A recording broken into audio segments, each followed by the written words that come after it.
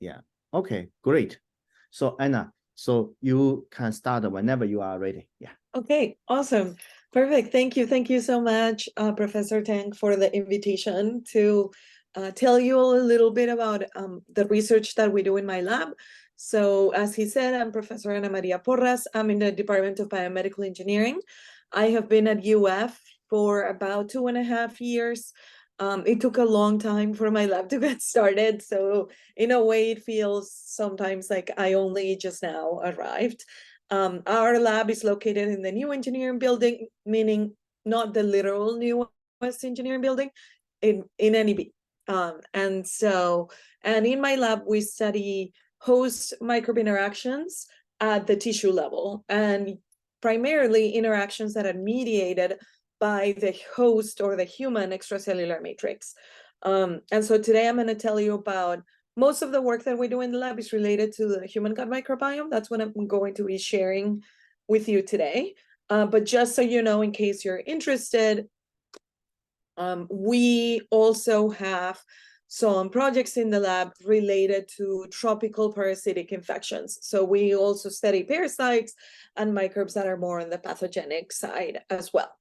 Okay, so before we get started with this, just to get an idea of who's in the room, I'm going to ask you a few questions and hopefully you can respond in the chat. I would love to know what people know, if anything, about the human extracellular matrix or ECM. And so if you know anything about it, type whatever you know in the chat. If you don't know anything, you can type, I don't know anything, and that's okay. I can go through that in a little bit more detail. That will just give me a little bit of a better idea on how much detail to go in the background. And I know there's always a lag, so I'll wait for a few minutes.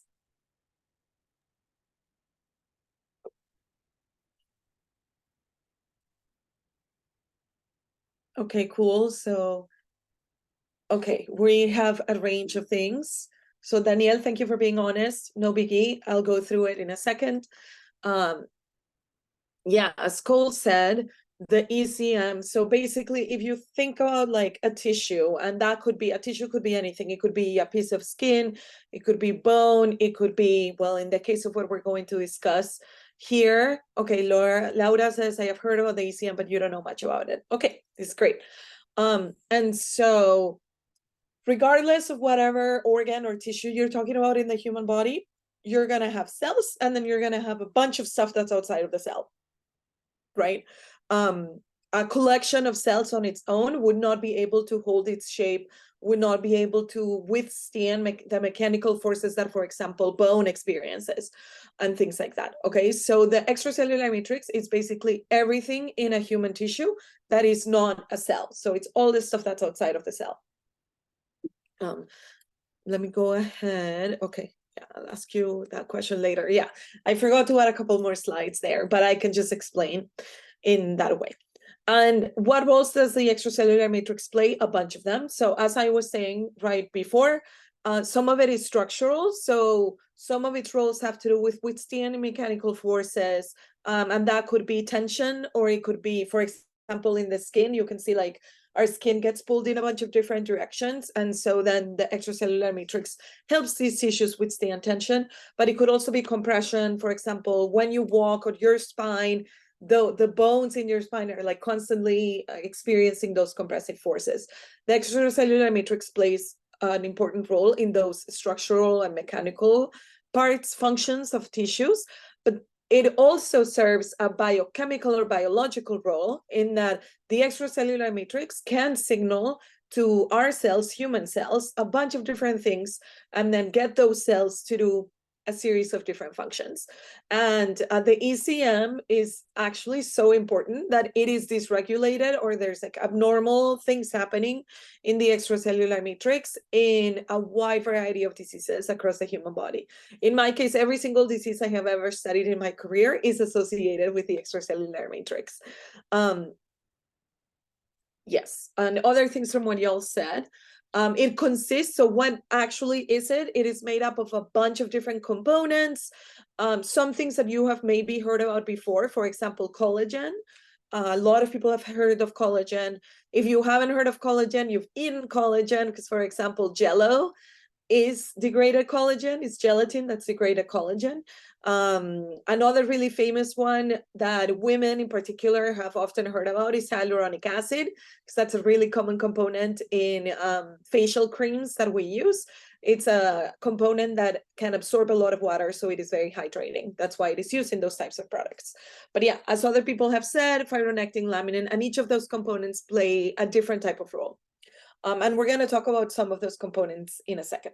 Okay, then second question. So today we're also going to talk about inflammatory bowel disease and the gut microbiome.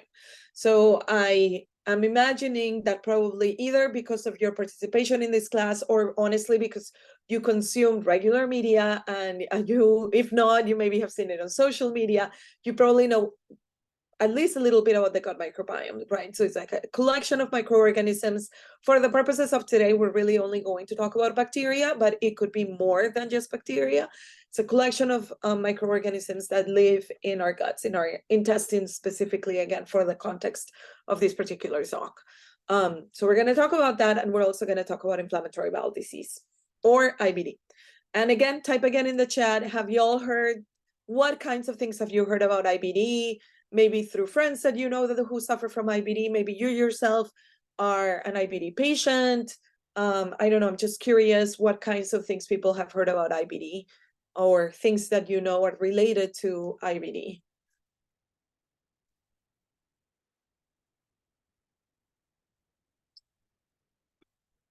Yeah, Erica says, Isabel says, inflammation, agreed. Issues with your bowels in general. Yeah, some of these disorders are pretty painful for patients. Yeah, and as Erica said, this great intro to my next slide. Inflammatory bowel disease is actually a collection of disorders that can happen in the gut. And the two most common types of disorders that are encompassed within this really broad term are Crohn's disease and ulcerative colitis. And so people often, when we talk about IBD, think about inflammation. A lot of the things that y'all are saying right now, inflammation, pain. Some people know that there are changes in the gut microbiome that happen in patients who suffer from IBD. But one thing that a lot of people don't think about is, again, getting to this idea of the extracellular matrix, is that there is a lot of extracellular matrix remodeling, meaning changes in the ECM. And that is actually a pretty big hallmark of these types of diseases. And so let me show you right here what I mean. So we have different kinds of extracellular matrix in gut tissue. So what you're looking at here is almost as if you took like a cross section of a piece of colon or small intestine. And so you have your epithelial cells right here, and these are the host cells that are in charge of keeping that barrier in the intestines intact. And then you have one type of extracellular matrix here that's called the basement membrane that sits right underneath the epithelium. Okay, and the function of that type of extracellular matrix is to ensure that that barrier is as tightly sealed as possible. And then kind of not picture here, maybe picture here in these collagen fibrils. Underneath all of that, there's even more ECM that plays more of a structural role, as I was mentioning before. In inflammatory bowel disease, in both ulcerative colitis and Crohn's disease, we see two types of modifications that happen in the extracellular matrix. So we can see one process that is called fistulization, and this is when there is excessive degradation of the extracellular matrix, or breakdown of the extracellular matrix, and that can cause literal holes to happen in the intestines of those patients. As you can imagine, and as Cole said, this can have pretty serious consequences for the patients. But at the same time, we can also have kind of the opposite problem, which is excessive deposition or production of extracellular matrix, and specifically of collagen, and that's called fibrosis. And while it happens in both ulcerative colitis and Crohn's disease, this is really, really common in Crohn's disease. And what ends up happening is that this kind of massive tissue buildup happens in the intestines, and patients can no longer pass stool. That, again, as I said, super painful for the patients. Really, the only options there are surgical resection. And so, just generally speaking, just establishing that ECM remodeling is a major hallmark of IBD, even though it's something that is not often talked about. So again, this remodeling or modifications to the extracellular matrix are carried out by proteases. And proteases are enzymes that degrade proteins. And in this particular case, we're talking about enzymes that are capable of degrading extracellular matrix proteins like collagen, like laminin, like fibronectin. Okay.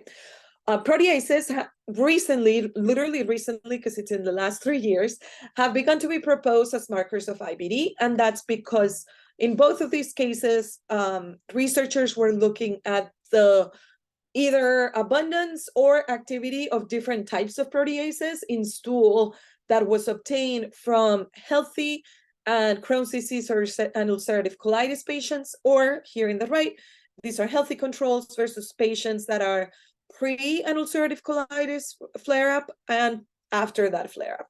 And we can see in both of these cases is an increase in that protease activity in the stool of those patients. Now, the traditional thinking historically, when people have looked at this problem, and you can see it even from the cartoon I showed you, what people have usually thought is that these proteases are produced by the host cells. So they're produced by maybe immune cells or a type of cell type found in the human gut and in a lot of human tissues called fibroblasts. And that it is our human cells that are secreting these proteases and causing a lot of these extracellular matrix remodeling.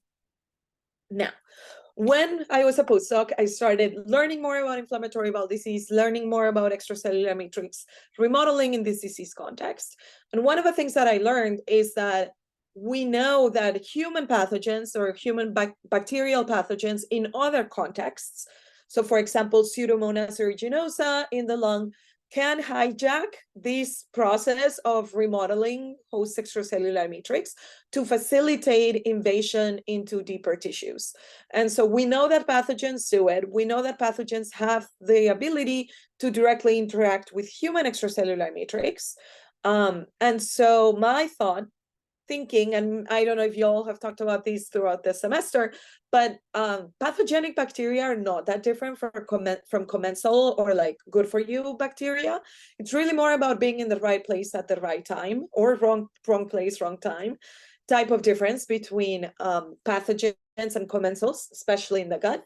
And so my hypothesis that I came up with after reading a little bit of the literature, realizing that there's not a ton out there on commensal bacteria and their interactions with the ECM, is that what we think of as commensal bacteria, or like bacteria that normally are found in our gut microbiome, do have the ability to remodel gut ECM, and that those changes that they do to the ECM, because the ECM is so important for so many different processes, could then drive or maybe worsen colonic inflammation. And so there was some evidence in the literature that this could maybe happen, but not a ton. So the first step was really in proving that this could happen, period, in the lab, right? And so my first question was whether commensal bacteria can degrade different individual components of gut extracellular matrix in vitro, in the laboratory, in very artificial settings. And so what I did is, the postdoc lab I worked in had a ton of different species of bacteria in the freezer that are normally found in the human gut. And so I went through those strains, went through the literature, and identified a bunch of different bacteria based on a series of criteria. So first, I identified bacteria that we know can degrade mucin or mucus, and that's a protective lining in the intestines. And mucus is really similar to some of the components found in the extracellular matrix, like hyaluronic acid that I mentioned earlier. And so that's, for example, the case of Akkermansia muciniphila. I also chose other bacteria that maybe you have heard about, like Bifidobacterium longum and Lactobacillus, that are usually thought of more as probiotic. And if you, I don't know what y'all do in the audience, I should have maybe polled you on that. But some people regularly consume probiotics, and these are the types of bacteria that are normally found in those pills or even in yogurt and things like that. I also chose species of bacteria like Bacteroides and Prevotella that are really abundant in the guts of people, both in the global north and in the global south. And finally, I chose a bacterium, Ruminococcus navis, that has been associated pretty heavily with Crohn's disease and has been implicated in the initiation of inflammatory bowel disease. So kind of a wide range of bacteria. And then I also went through all the different extracellular matrix components that are found in the gut and identified some that I could test in the laboratory that are important, but that I could also easily identify assays that I could do very quickly in the lab. So these include chondroitin sulfate and hyaluronic acid, which are glycosaminoglycans, and that means they're not really proteins, they're more like sugar-like molecules. Then proteins that I had already mentioned, like laminin, a couple of different types of collagen, and fibronectin. Again, more ECM proteins that are abundant in the gut.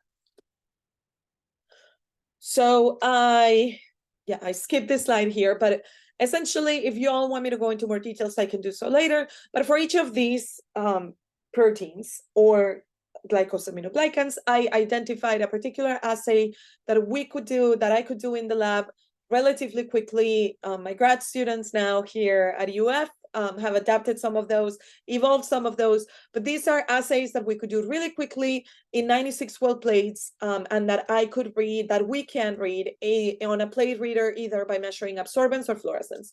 So some of these are truly quantitative assays. Many of them are relative quantitation. And so, for example, I'm going to show you what the results of one of those tests looks like. So this is, for example, this is actually a quantitative test. This is what happens when we look at chondroitin sulfate degradation. And so what you're seeing here in this graph is in the y-axis, the larger that bar is, the more degradation there is. And the lower it is, the less degradation there is. And these are all normalized. Each bacteria was grown in the media that that particular bacterium liked, and each of these results are controlled, are like background subtracted from the specific media. Strains that are that are the same color belong to the same species.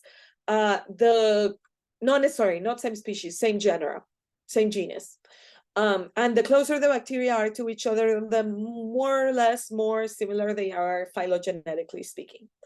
And so, and last little piece to understand this type of graph, because not everybody's familiar with this. This way of denoting statistical significance means that every bar that has the letter A on them, those experimental groups are not statistically significantly different from each other. Whereas if two bars have two different letters, that means they are statistically significantly different from each other. Okay, having established that, this is how you interpret this type of data, right? So we can see that a lot of our probiotic strains, like B. longum, Lactobacillus gasseri, Lactobacillus reuteri, these bacteria are not that interested, at least under these conditions, in degrading extracellular matrix.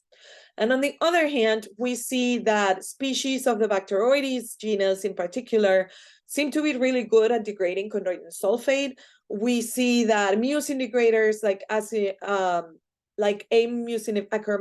muciniphila and Ruminococcus navis can also degrade chondroitin sulfate.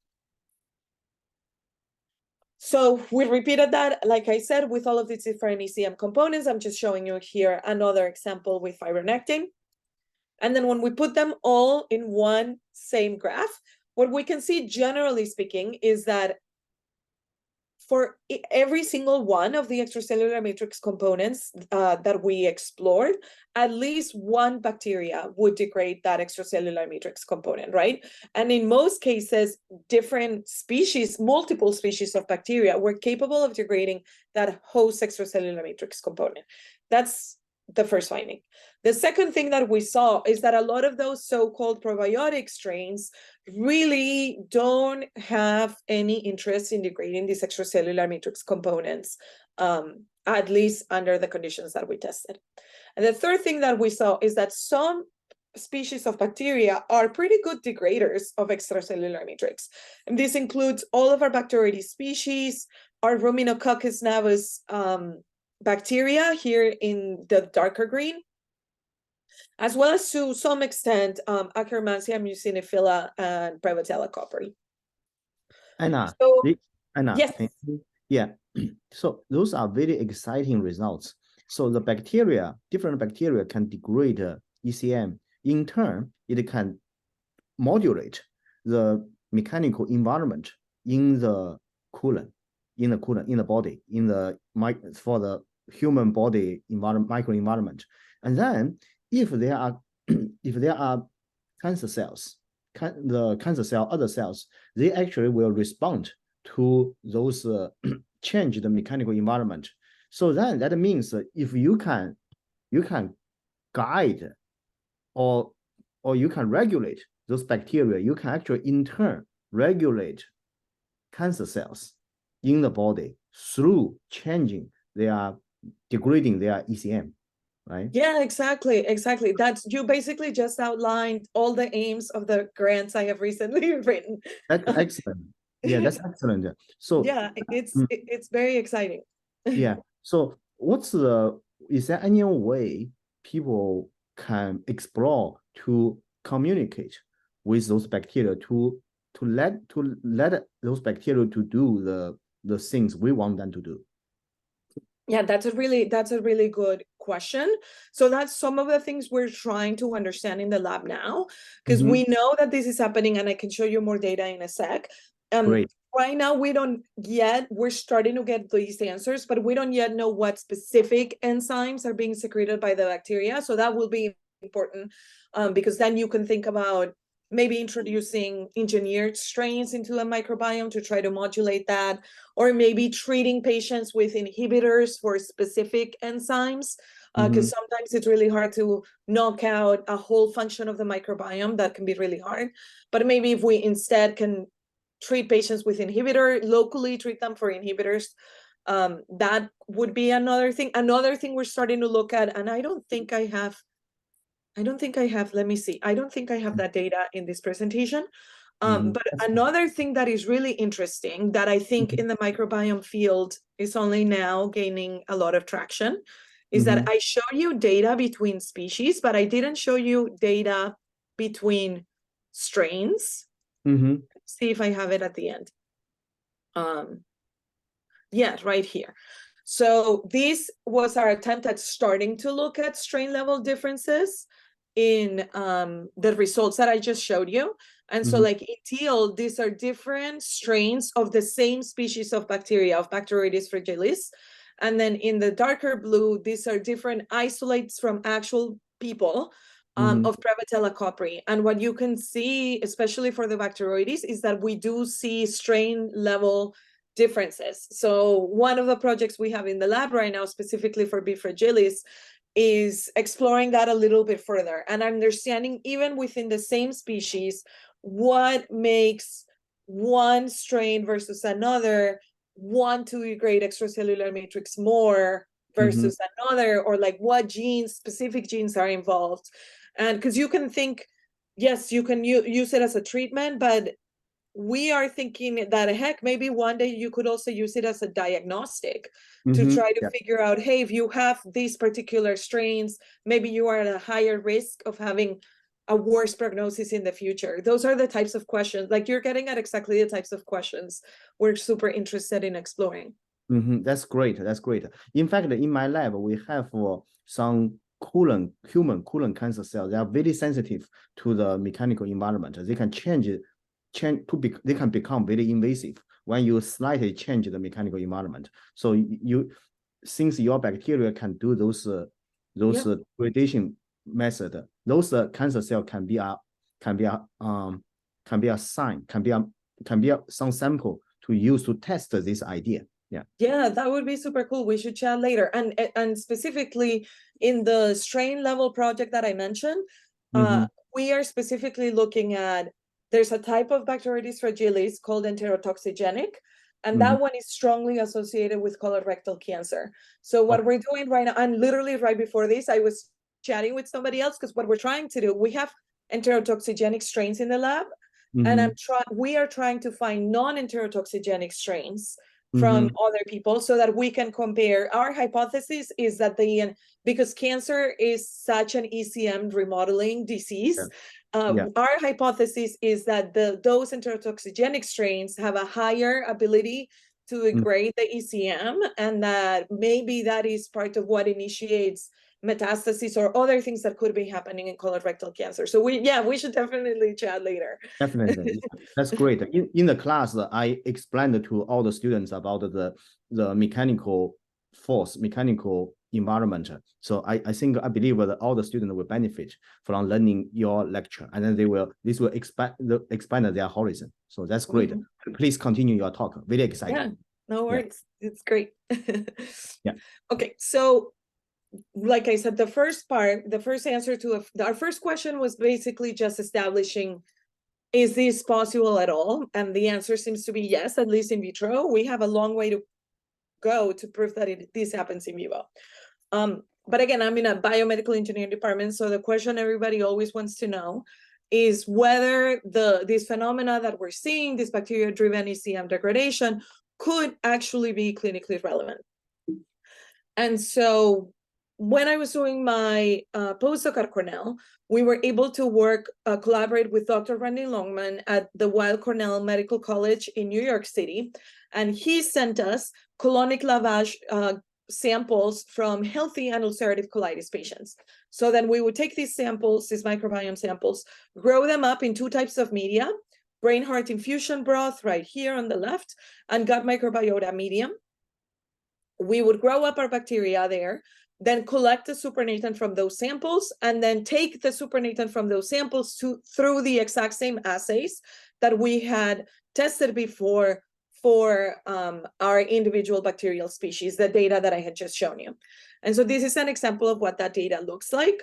And the reason we tested two different types of media is because, as you can imagine, the media formulation can severely impact the types of bacteria that grow in that media. And so what we found, in gray, you're seeing the healthy patients, and in the purplish blue, you're seeing our ulcerative colitis patients. And again, the higher up the bar is, the more degradation there is.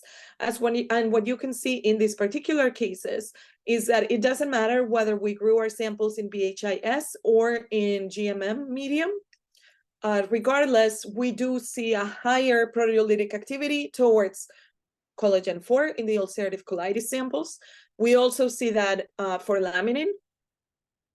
And yes, and I'm not showing you this data here, but we also see it for chondroitin sulfate and for fibronectin. I think hyaluronic acid is the only exception where we don't see this increased proteolytic activity in the patients. So we were pretty excited about that. And so because also what this is suggesting as well is that if you remember way at the beginning when I showed you data of protease activity in the stool of IBD patients, the people who wrote those papers were hypothesizing that those were proteases released by human cells that were released in the stool. And what we think our data is showing is that there is a strong possibility that those proteases are not only released by the hosts, but are also released by members of the gut microbiome.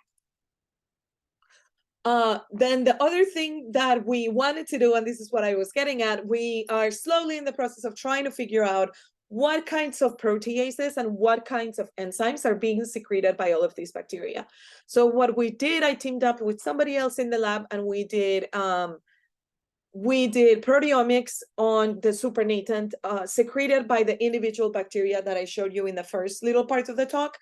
And I thought we were going to find things like gelatinases, collagenases, kind of these very specific enzymes in these supernatants. And what we ended up finding was not really enzymes that were that specific. What we ended up finding are things like trypsin-like peptidase domains, calpain, cysteine proteases, again, trypsin. So what I mean by that, these metallopeptidases, and a lot of these are very poorly characterized, at least to this point. But what I mean by that is that a lot of these proteases were very general proteases. So proteases that can target a lot of different proteins. And so we are now slowly in the process. One of my students is in the process of running a lot of inhibitor studies to try to get at which specific enzymes are active and responsible for the degradation of what specific extracellular matrix component. The other thing that we did that our results could be clinically relevant is we went and found a metagenomic cohort of IBD that had both ulcerative colitis and Crohn's disease patients. And we try to identify whether any of these enzymes that we had previously identified with our proteomics were also found in, or the genes for those were also found in increased abundance in these IBD cohorts. And what we found is that not necessarily for all of them, but for several of them, like the trypsin-like peptidase domain, the peptidase family M23, which is a metalloprotease. These are just examples of 9 of the proteases that we found that were in greater abundance in these IBD patients. And so again, while this doesn't necessarily prove that the proteases are clinically involved in the progression of the disease, they do at least provide further evidence that what we are seeing is something that is worth looking into and may be associated with disease progression. Then the last question that we had, also towards trying to figure out whether these matter at all once we go into a living organism, was whether this bacteria-driven ECM degradation could maybe make colonic inflammation worse in vivo in an animal model. And so to answer this question, what we did is we decided to focus on 3 of the bacterial species that we had seen had pretty high ECM degradation abilities. And those were Ruminococcus navis, Bacteroides fragilis, and Bacteroides theta iota omicron. So these 3 ones that, as you can see across our assays, were pretty active. And so I made a huge batch of supernatant from all of those. And then we went to the dextran sodium sulfate colitis mouse model. And so in this mouse model, you add this substance, dextran sodium sulfate, in drinking water in the mice. And that provokes kind of like a baseline inflammation levels in the gut.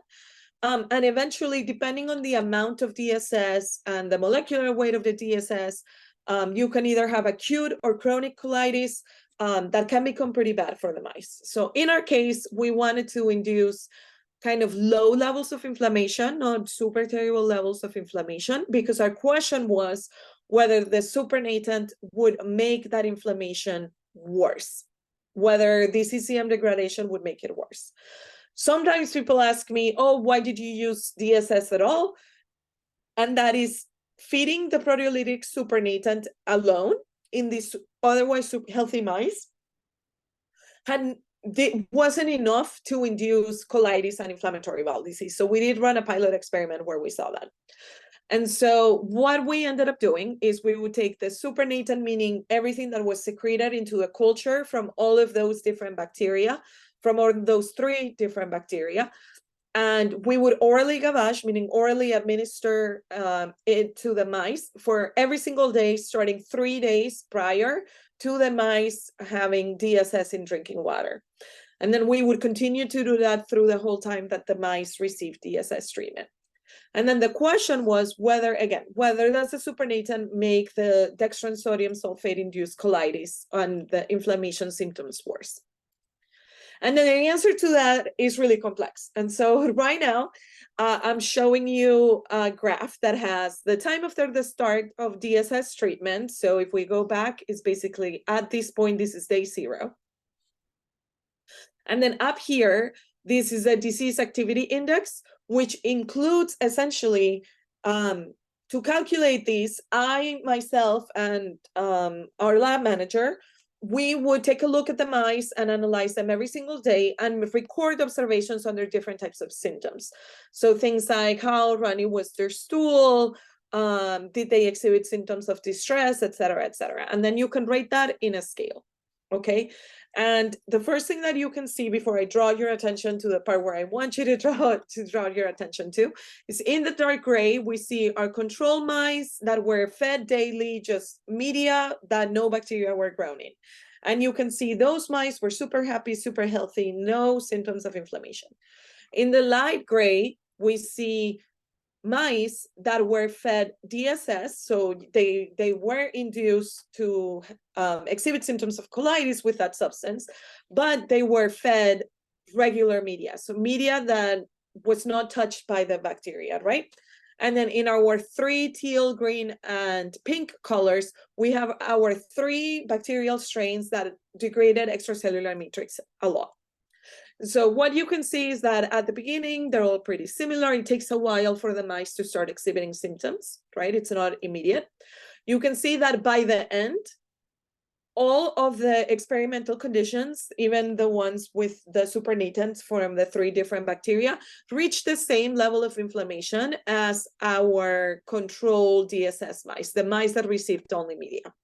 But the interesting part is right here, shows up starting around day 5, starting around day 5, 6, and 7.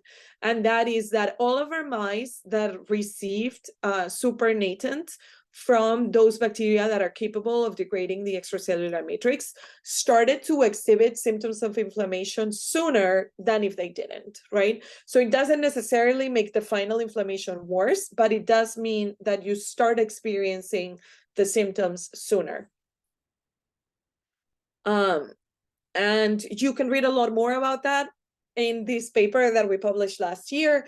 There's a little bit more on the ability of those mice to recover, which is also made worse by the mice that received the supernatant from that was highly proteolytic against the extracellular matrix components. And so to summarize my talk, one, I hope I was able to convince you that culture supernatant of a wide variety of different gut bacteria can degrade host extracellular matrix in vitro, that the microbiota of IBD patients is more proteolytically active compared to that of control patients, suggesting that this ECM degradation might be clinically relevant, and that bacteria-driven ECM degradation in our in vivo model accelerated colonic inflammation. Again, kind of supporting the hypothesis that this is relevant for disease progression in inflammatory bowel disease.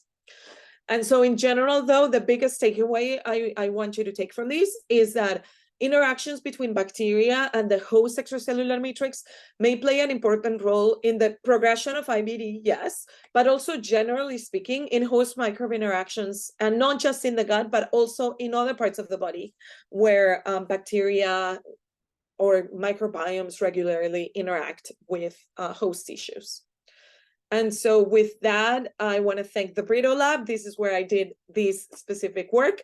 And then my lab, and we are currently, we're not quite ready to show data yet, but my student Karen in particular has taken over this project and is starting to ask a lot of really cool questions along the lines of what we were just discussing with Professor Tang. But we're excited to see where this takes us next. Thank you for your attention. That's great. Yeah, let's thank Anna together. Thank you. Yeah. Okay. Thank you. Any questions? Yeah, I just want to say one thing, Anna. In fact, previously we did some experiment for the bacteria. We can look. We have a protein that can be expressed on the bacteria's membrane, and then that protein can sense the membrane voltage of the cell, including bacteria. So then we see the bacteria actually they have cyclic increase and decrease of membrane voltage. So they actually generate the spike on their surface. That voltage change is used by the bacteria to expel the waste they used.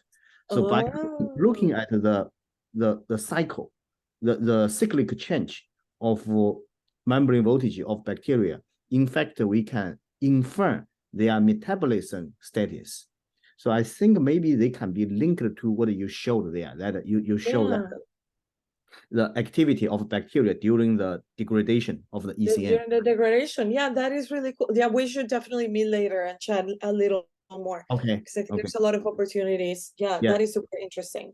Yeah, that's very interesting. And in the class, by the way, all the students, by the way, we remember our homework we did in the class that we calculated the number of the bacteria in the body and then compare to the number of the cells in the body, right? So you see the bigger number of the bacteria in everybody's body. So that means bacteria is very important. So that's why the Dr. Anna Porras' research is so important for us to find out a new way to regulate human physiology, right? And then to tackle the pathology, right? Yeah, and I think this is really important, and especially like in my discipline in biomedical engineering, we are really only taught about the host. So we're only taught about like human cells, mammalian cell biology. And like the first time I started studying microbes was as a postdoc. And so it's really cool that your students are getting more exposure to a microbiological side of things, because I think that will become really important for the future of medicine. Definitely. Yeah. We need to look at the whole picture, not only a cell in the body, but also bacteria, and also that the interactions, the interaction maps between them. Right? Yeah. Good. Yeah. Any other questions from students? If no other question, let's thank Professor Porras again. Thank you. This was very fun. Thank you all for inviting me. Yeah, and I'm sure that Professor Porras will have an opening for new students. So if you guys have interest, you can directly contact her. Yeah. Yes, contact me. And if you're a master's student and you want to do research for credit, we are looking for a couple more people in the lab. So definitely contact me. Yeah. Okay. I saw the text in the chat. Mary, yes, I'm seeing that. You say thank you. It's not a question. Thank you. Yeah. Very good. Okay. So I will see all the students Monday. Yeah. And Anna, see you soon. Yeah. See you soon. Bye all. Bye now.